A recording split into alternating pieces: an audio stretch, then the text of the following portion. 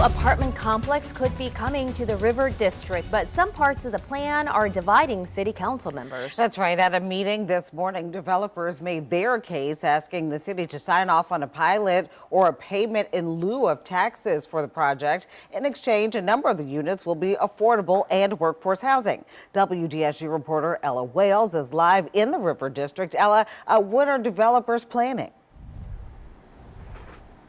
Well, developers want to build 220 affordable units here on Tchoupitoulas. And under that pilot agreement for the next 40 years, developers would not be paying property taxes, but they would also not be allowed to raise rent prices.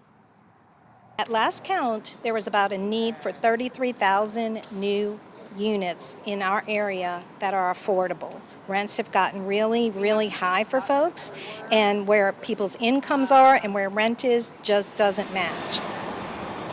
Rivanna Apartments developers want to turn a vacant lot into affordable housing with eventual commercial and retail spaces. Well, why can't we just... But some city leaders were not on board to give developers a tax cut in a time when property taxes is a main source of revenue for the city. And at a time when we're broke, let's just call it for what it is, at a time when our city's workforce is showing up every day furloughed, when gas is sky high and groceries are sky high, it's going to be a really high bar. It's perplexing to me that we just keep, at a time when we crime broke, we keep just foregoing property tax revenue. However, as City Councilwoman Leslie Harris pointed out, the property is owned by Memorial Convention Center, a state entity, meaning the city is already not making tax revenue from it. That's part of the beauty of this development, is that through this pilot, it would still remain tax exempt for the next 40 years, but it would have 220 units of affordable and workforce housing built on it. In these units, a tenant's rent would not exceed 30% of their household income.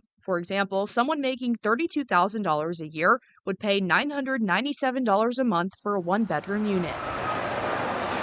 40 acres of vacant land that have sat there for decades vacant and not producing any type of sales tax, any type of property tax, really doing nothing for the citizens of New Orleans. It's an excellent opportunity to develop a new neighborhood and to do it right. Set to vote on this pilot on July 9th. If it is approved, construction is expected to begin in August and wrap up around June 2028. Live in the River District, Ella Wales, WDSU News.